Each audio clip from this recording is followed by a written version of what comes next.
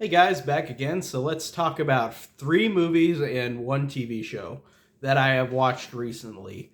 So we have all the movies that are coming out in theaters. I've been trying to see most of them, but a couple of them went out really quick. Like I said in my last video, for Insidious 5, Mission Impossible 7, those were gone like in 2 weeks, and I didn't have a chance. Been working hard and working a lot, so I didn't have a chance to see every movie out, but I did see these movies, and I do want to talk about them. So the first one I watched is Barbie, which is the new Greta Gerwig movie. Greta Gerwig directed Lady Bird, and which I really liked, which came out in 2017, and Little Women, which is one of the 20 billion remakes of Little Women. But I thought that was good, and I thought that was effective with Florence Pugh and Emma Watson.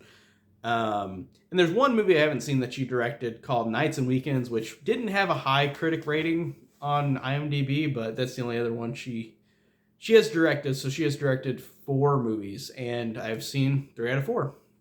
So pretty good on the actor's filmography, or I mean, not actor, the director's filmography. So Barbie is a weird one. This is a kind of cultural phenomenon. Everybody's talking about Barbie, and I was like, I'm going to see this. I really like Greta Gerwig's movies. I think Margot Robbie's awesome. I like all of her stuff, and Ryan Gosling and all the actors in this. And I'll talk about the actors in this. There's a billion of them in this movie.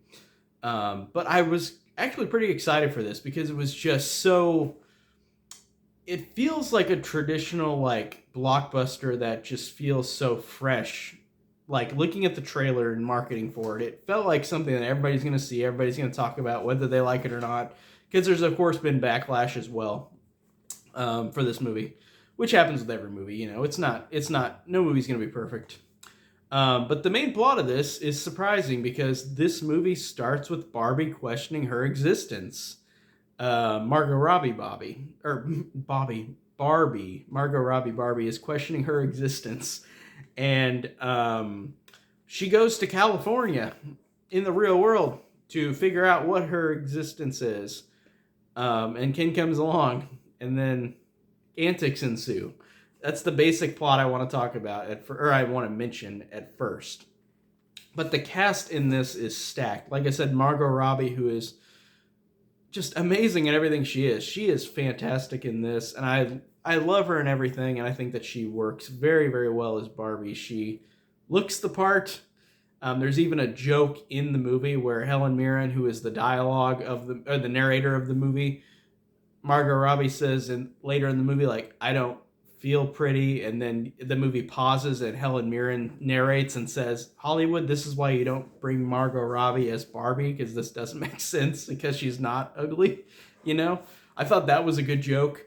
But Margot Robbie, I think, is great in this movie. Ryan Gosling as Ken was a giant surprise because I think Ryan Gosling is a great actor, but he surprised me because I haven't really seen Ryan Gosling be this cheerful in a movie and happy in a movie. I know he's done movies like slightly like that, but I haven't seen him do a performance like this. And I really liked his different performance compared to, say, something like Drive or Blade Runner, where he's kind of like not a blank slate. That sounds like an insult to the actor because it's not.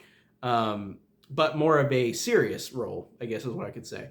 But I guess La La Land, he wasn't as silly as this, but like he really brought the silliness in this role, and I liked that a lot. I thought that Ken really was as important as Barbie in terms of like the humor and the character at moments. I thought that they both balance each other very well.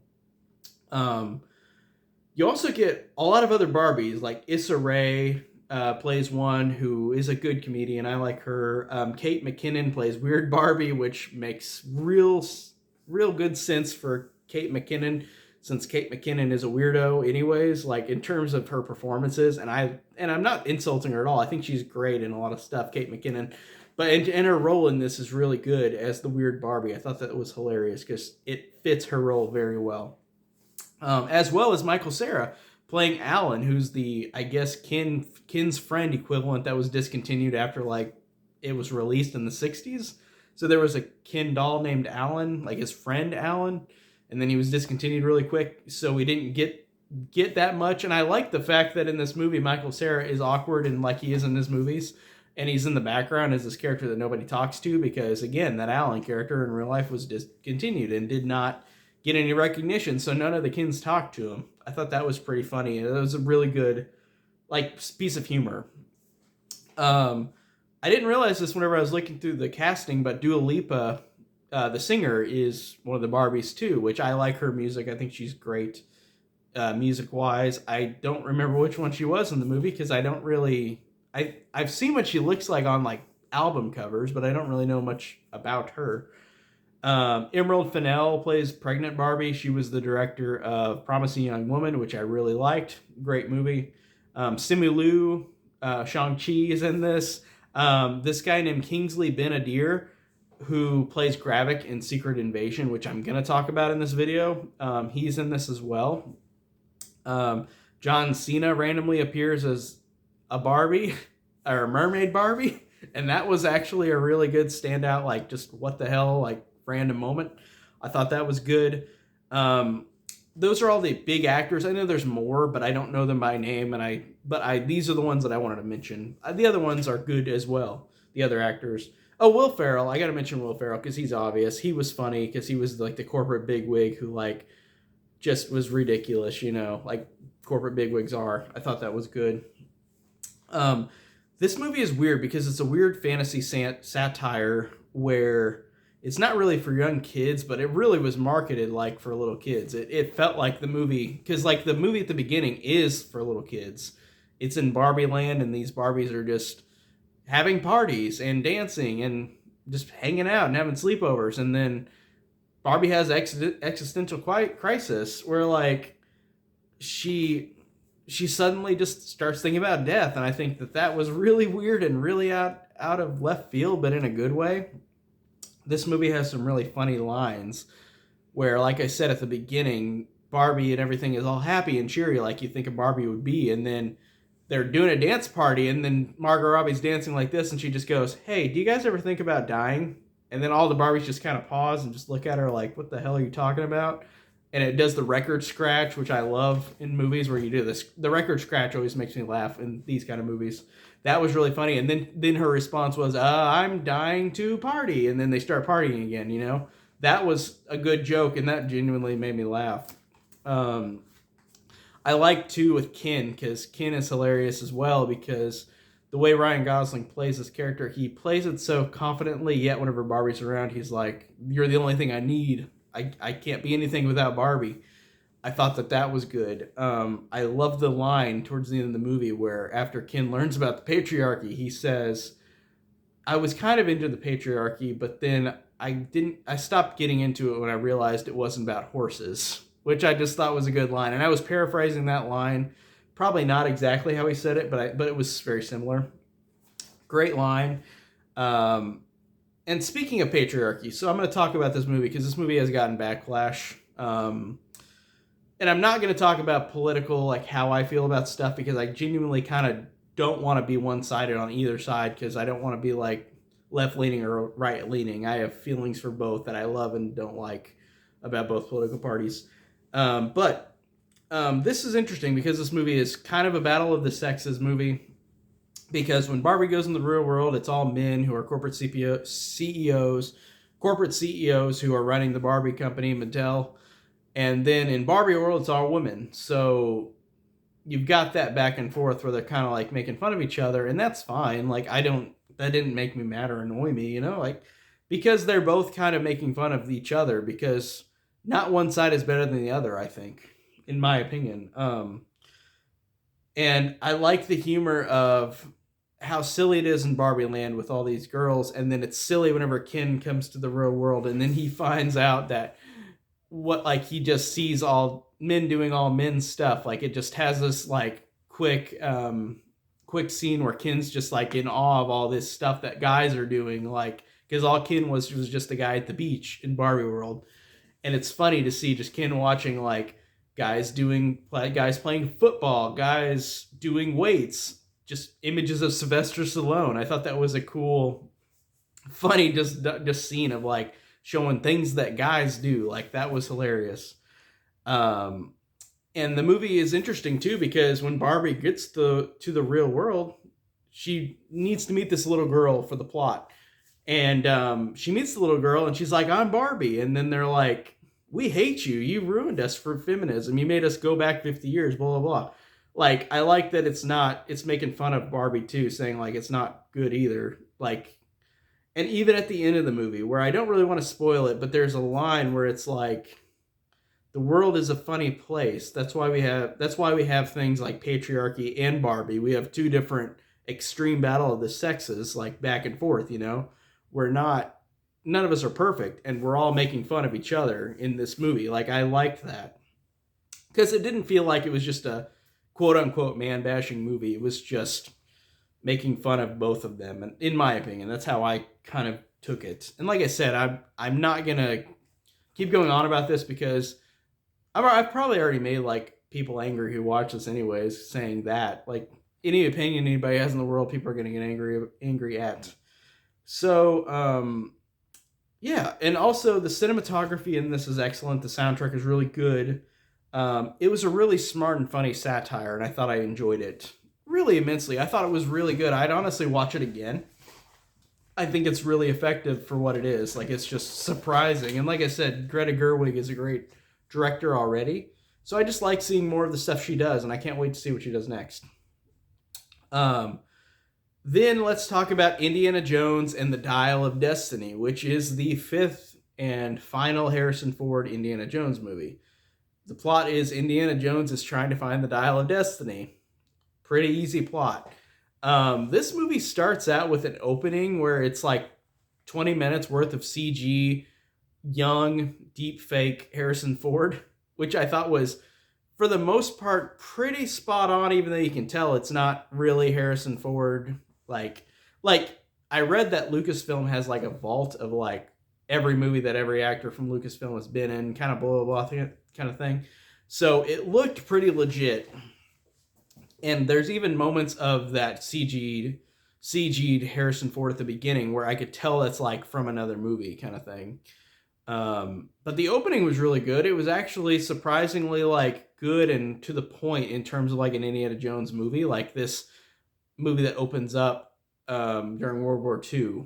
I thought that was pretty cool, and I thought it was, despite having slight issues with the deep fake Harrison Ford, like it was really convincing. Like if you didn't know that it was, if you didn't know that Harrison Ford was 80 something now, and they did that, you probably wouldn't have second guessed it.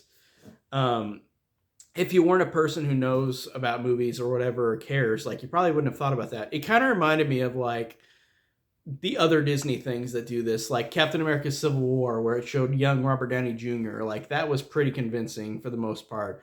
Or Rogue One, where it showed Tarkin, Peter Cushing, who's been dead since like the 90s, but they brought him back in a CG form. There's a couple moments of like, you could tell it's fake, but a couple moments where you're like, it's pretty convincing. And I think that they're getting better and better with that, even though it's kind of creepy in a way, just to use actors like that who have been gone. But I mean, they got permission with these actors to do this, but you know what I mean?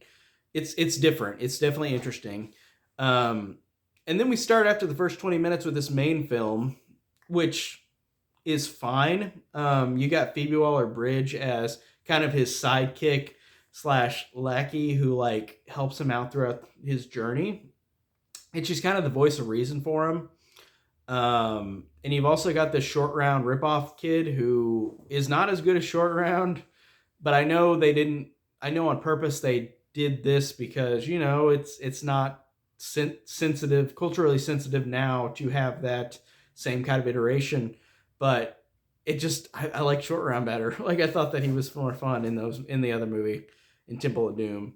But you got an okay cast here. Like you've got Antonio Banderas, who is not in the other movies, who's good. You've got Karen Allen, who I think is pretty awesome. Like in terms of like when she's in it, which is not much, but she works. John Rhys Davies, who was of course in, I think it was Last Crusade. It's been a long time since I've watched these movies, the other ones, but John Rhys Davies, who's good as well. You got Mads Mikkelsen as the bad guy, who played Hannibal. Like Mads Mikkelsen is awesome, and he was good for the most part. He kind of fell into that category of like he was in the first Doctor Strange, and he was kind of forgettable in that. He's slightly forgettable in this, which stinks because he's such a great actor, but it's not him. It's probably just what he was given, you know. But he was fine in it. The movie is definitely more CG looking and CG heavy than the original three, and it's way more similar to Kingdom of the Crystal Skull, the fourth one, but the CG is more refined in this one. The CG looks better, but you could tell it's still CG, and it stinks because watching the original three with the practical effects, they look so good, and then this one, it looks decent, but it's not as good as the first one, I don't think. I think it doesn't look very effective. Um, you also get a Shia LaBeouf reference in this, which I didn't say before. You mentioned in the other actors, because Shia LaBeouf has quit Hollywood. Which what they did with that dialogue was actually really good, and that's surprising because Harrison Ford made a really convincing scene in that moment with Shia LaBeouf's character, his son Mutt, or whatever his name is, Mutt Williams, or whatever, I think is what his name was, from Crystal Skull. But they have a reason why he's not in the movie, and it's really good in terms of how Harrison Ford makes this dialogue. That was really effective. The first two acts were okay; they were fine with some okay moments in it, but the last act was a really surprising risk in this movie. I didn't realize that this movie goes really balls to the wall weird, and Crystal Skull did that too, but it was not the same. It was very weird. But I think that overall, this one I'm not going to talk about as much as Barbie, but like this one was solid. It had a solid final outing. It was not as good as the other, like the first three Indiana Jones, I think from what I remember, were really great, and then the fourth one was fine, and this one was fine. Not bad, not good, not great, but it's good. It's solid. It's a solid adventure movie that I didn't mind watching. I thought it was fun. And it was a good solid note to end on because Harrison Ford said he's not doing any more ever. So, and he's 80 years old. He's still going to do movies and until he's gone, is what he said. He doesn't want to retire, but he doesn't want to do any more Indiana Jones movies, which makes sense. He got Star Wars out of the way with the last trilogy, and now he's done with Indiana Jones.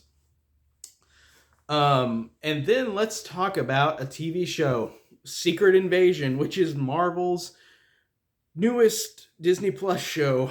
I have seen every MCU movie and show besides the Inhumans, which is technically kind of not canon, kind of canon, whatever, and the Runaways and Cloak and Dagger. Those are the only three I have not seen, but those technically don't exist kind of in the MCU. They kind of exist, kind of don't. They're kind of in a gray field where it's like, do they exist now? We don't know. Because they were part of the Marvel TV, they weren't the same. But I've seen every other thing, Marvel, MCU, media. So, Secret Invasion is a Skrull spy thriller with Samuel L. Jackson, with Emilia Clarke, Don Cheadle, that Kingsley Ben-Adir guy from Barbie, Ben Mendelsohn, Olivia Colman, Colby Smulders, Delmont Maroney, which was in Scream 6, who I really liked in that, Christopher McDonald, and Martin Freeman. It has a big cast in it, but honestly, this one was really boring. I expected something way different than this because I haven't read the comics for Secret Invasion. I don't know anything about the comics. I heard that Daisy Johnson had a big role in the comics from Agents of S.H.I.E.L.D., which brings me back to the non-canon Marvel stuff. Agents of S.H.I.E.L.D. I really liked as a show, and I wish that they bring it back in a way, because you don't know if it exists still, because in Agents of S.H.I.E.L.D., Season 5, Infinity War happened, and then after Infinity War happened, there was no snap in Agents of S.H.I.E.L.D., and everybody was still alive, blah, blah, blah, and like, you don't know if it exists still because there was no Thanos snap at all. But I want to know if it exists because I really like Daisy Johnson as a character in that show. And I wish that I was getting intrigued because people were like, oh yeah, she had a big part in the comics. And I was like, okay, I need to watch this then. Even though I was going to watch it regardless. I always watch these. But I was like, man, I want to see that. Or even bring back Coulson. Something like that would be awesome. But then, no, spoiler alert, there was no connection to any of that. It was just a boring spy thriller, um, which sucks because the MCU has had a lot of good spy thrillers with The Winter Soldier, which is great. And we've had other similar stuff. Maybe not spy thrillers. I'm saying the wrong thing, but this one just really suffered from being not very interesting. This show is surprisingly gory too. There's some headshots where people get shot in the head and there's blood splatter, and I'm like, this was surprising for Disney to do this in this show. And I know they put out all the Netflix shows on Disney Plus, like Daredevil, Luke Cage, Jessica Jones, Iron Fist, blah blah blah, and those are really gory. And this one had a couple moments that felt like that, and I was genuinely surprised, but glad that they did that. This isn't for kids, and I thought that was good that they didn't just have that demographic. Um, Really, there's nothing else I can say. Like it, I didn't feel anything for these characters. Even when characters died, I was like, it's whatever. I don't really care. Watching Secret Invasion, but yeah, really, I'm going to talk about this less than the other two movies I just talked about. The other movies I talked about. This was pretty boring. Nothing super special. Yeah, I don't know. Marvel's kind of in a weird spot right now. The MCU, it's like there's some good stuff, there's some boring stuff. This isn't really terrible. It's just really bland and really uninteresting, which sucks because I really like the MCU and it's kind of showing its wear now, unfortunately. Then the last thing I'm going to talk about is the Disney Haunted Mansion remake, which, going back to Disney, 3 Disney things I've talked about in this video. The Haunted Mansion, or just Haunted Mansion, it doesn't have a "the" in it, is a remake of the 2003 Eddie Murphy Haunted Mansion, and also it's based on the attraction at Disney World, Disneyland, one of the two, or both of them, I don't remember. I've seen it before, I think it was at both of them, but anyways. The Haunted Mansion is about a haunted mansion, and these people are trying to figure out why these ghosts are haunting people. This has a giant stacked cast as well. Hollywood has so many movies right now where their cast are stacked. Lakeith Stanfield is in this. Rosario Dawson, Owen Wilson, Tiffany Haddish, Danny DeVito, Jamie Lee Curtis, and Jared Leto in a CG role. There's all these actors in it that I really, for the most part, like or enjoy in other movies.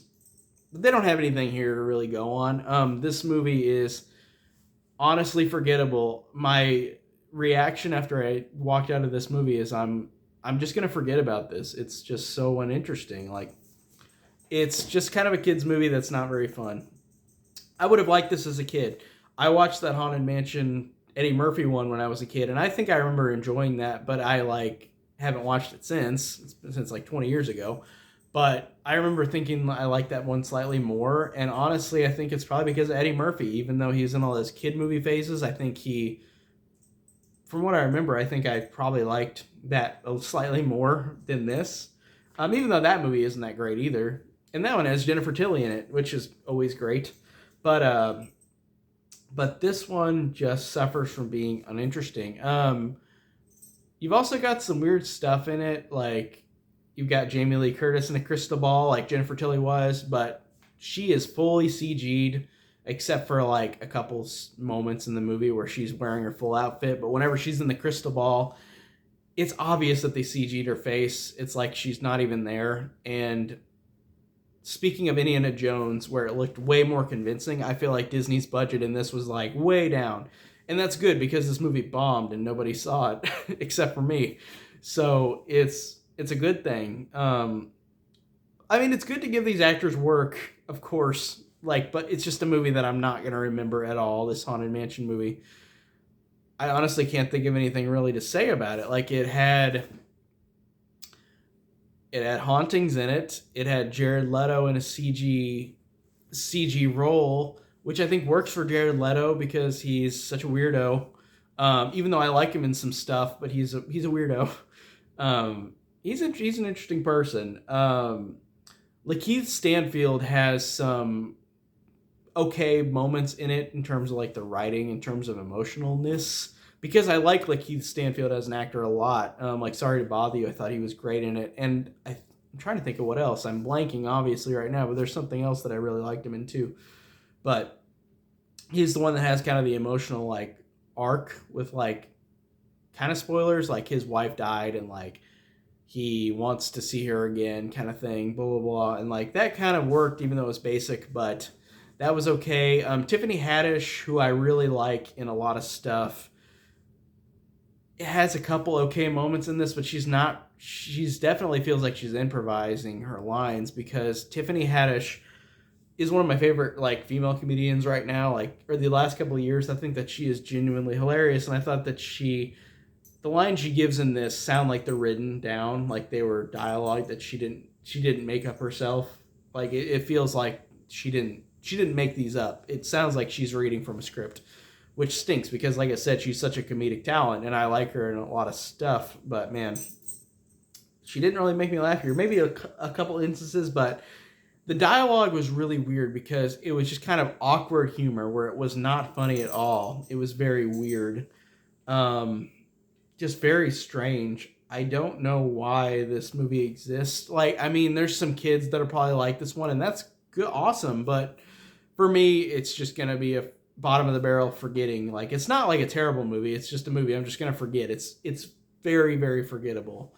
I'm trying to think if there's anything else. Man, like I love all these actors. Like Rosario Dawson, I love her as well. I love Danny DeVito and stuff. But man, I just can't remember anything that they did in the movie. Honestly, I already forgot. Like it's just kind of a forgetful CGI like mess. And like I said, nobody saw it except for me. So I'm here to tell you that I just thought it was forgettable. But it'll be on Disney Plus inevitably, which is something that'll be good for young kids because young kids will like this one.